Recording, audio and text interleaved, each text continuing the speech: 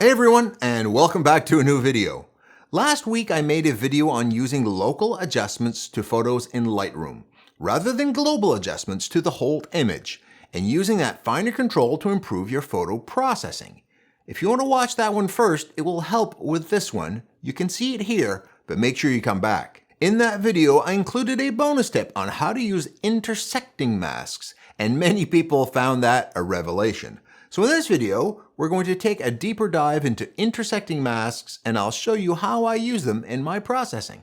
If you stay till the end, I'll share with you a crazy hack for masking in Lightroom that will make you go, what? There's no way that works, but it does. My name is Simon D'Entremont, and I'm a professional nature and wildlife photographer living in Eastern Canada. I make weekly videos giving you photo tips or taking you behind the scenes for nature and wildlife photography. Subscribe if you want to see more. Try to open up your mind sometimes. You'll be just fine.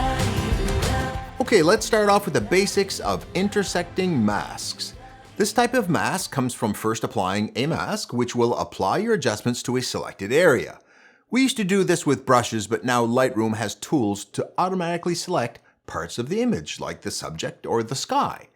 Then we select a second mask using another masking feature. The place where the two masks intersect will become the new mask, and adjustments will only affect the new intersected area. Don't forget to hit O on the keyboard to show the mask. So now let's look at a line photo of mine. Let's say I want to control the brightness of the edges on this line. The old way would have been to painstakingly brush the edges with a brush to adjust them. But now we can make a selection of the subject and then right-click, intersect mask with, and then select the brush. Now when we paint the brush along the bright edges and we refine the mask to only include the parts of the subject we paint, that is, where the two intersect. So now let's look at practical examples to how to use these intersecting masks. I'll show you 3 different scenarios where I use these the most. Like here on this line shot from my recent trip to Botswana while I was in the Kalahari Desert. I think this photo would look good with the background's left-hand side, from which the sun was shining, being a bit brighter than the right-hand side to match the bright and dark sides on the line. Now I could add a linear gradient from the left-hand side and brighten that, but that also brightens the left-hand side of the line, which is already overly bright from having the sun shining on it. I want something that's much more targeted in an approach. So the trick here is to refine the mask by getting the line out of the mask. I can do this by either subtracting the subject from the mask or here intersecting the mask with a background mask like this. Right-click, intersect mask with, select background. And here I can now independently adjust the brightness of the background coming from the left-hand side without affecting the line itself. That gives me much more control. Now let's look at another case. These elephants are from my recent trip to Kenya. If you ever get to Amboseli, this is a shot you want to try to get. Elephants in front of Mount Kilimanjaro. A wonderful example of a photo with a sense of place. But there's a problem here. The bright sun and humidity have totally washed out the mountain. But I have a trick for that, the Dehaze slider, but I don't want to impact the whole photo, just the mountain and the sky. The bright sun here has kind of washed out all the colors. I'm going to go black and white on this one. I can first choose select background, then right-click, intersect mask with, linear gradient, and now I will put a linear gradient just covering the upper part of the horizon here. And I can adjust the feathering here to try to get it to look natural. And now when I apply the Dehaze feature, it will apply only to the mountain and to the sky, the parts of the image I want it to affect. Don't forget to adjust the masks like I'm doing here with the linear gradient to try to get the look that you want. So together, these two masks have intersected to create a new mask of the upper horizon minus the subjects. Now I can make a few quick other adjustments. I can select my subjects, maybe raise the shadows in my subjects a little bit. I could add a little bit of a linear gradient on the bottom here just to give a little bit more 3D effect to the foreground.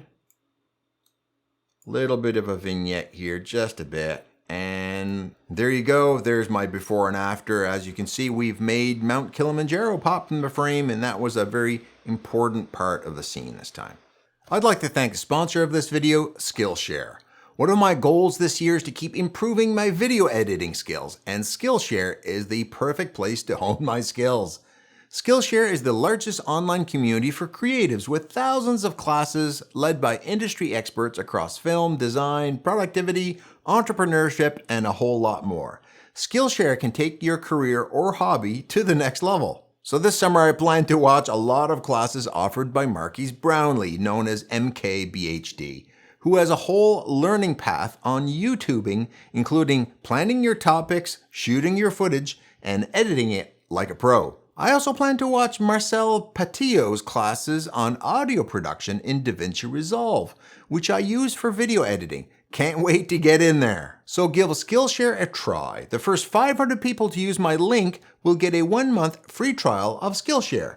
Get started today. Now let's look at a third scenario where intersecting masks are a great tool. When processing the skies of my landscape photos, I often don't want to apply my adjustments to the whole sky at once. Often I like to apply adjustments to the top part of the sky differently than the bottom. Let's have a look. In this photo, the top part of the sky is cool and the bottom part is warm and had a nice orange glow. I want to process these independently. First, let's pick a sky mask by selecting Mask, then Sky. Then I'll intersect mask with a linear gradient and just pull one down from the top. That way, now my effects are just applied to the top part of the sky. I like to darken the top part of the sky sometimes to give it a little bit more 3D effect. In this case, the top part of the sky is blue, and I can make it even bluer by moving the temperature slider to the left. I can adjust this to taste and maybe a bit of contrast up there in the clouds as well. But as you can see by pressing O, my effects are only being applied to the top part of the sky and feathered as you go farther down.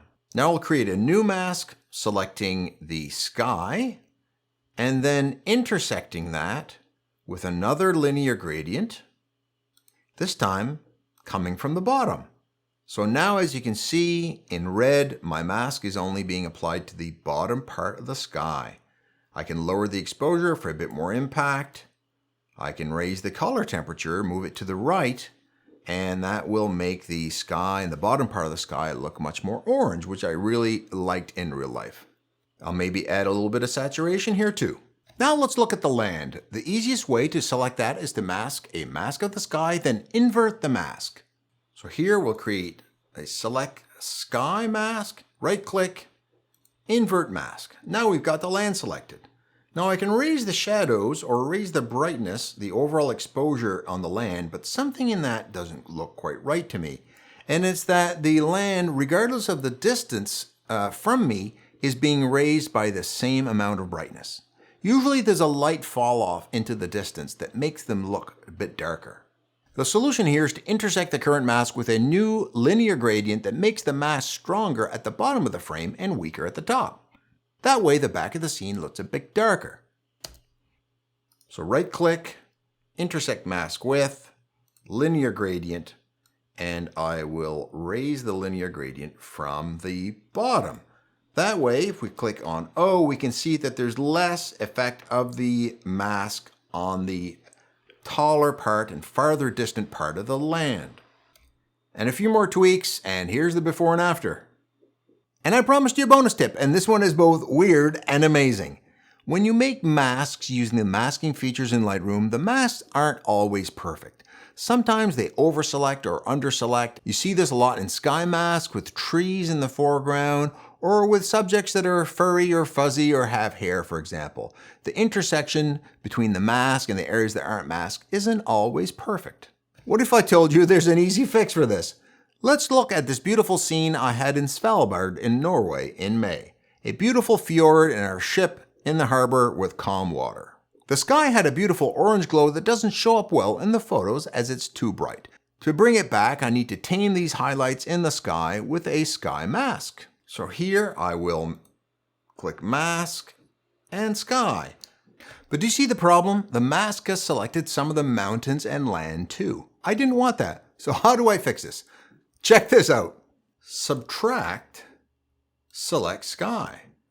So you're saying you selected a sky mask and then you subtracted a sky mask from it. That's exactly what I did. Somehow when the subtraction tool is used, it seems to do a better job at finding the edges than when the original mask was created.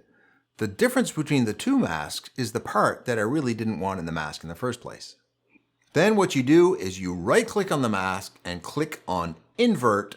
Now it has created the mask minus the parts of the mask that I didn't want and created a much cleaner mask. If you found this really weird, let me know in the comments below. If you found this video deserving, give it a like and YouTube will show it to even more people, helping other photographers take their game to the next level. And I hope you can use these tips the very next time you come home with photos, helping you get your own unique and amazing photos. I know you can do it.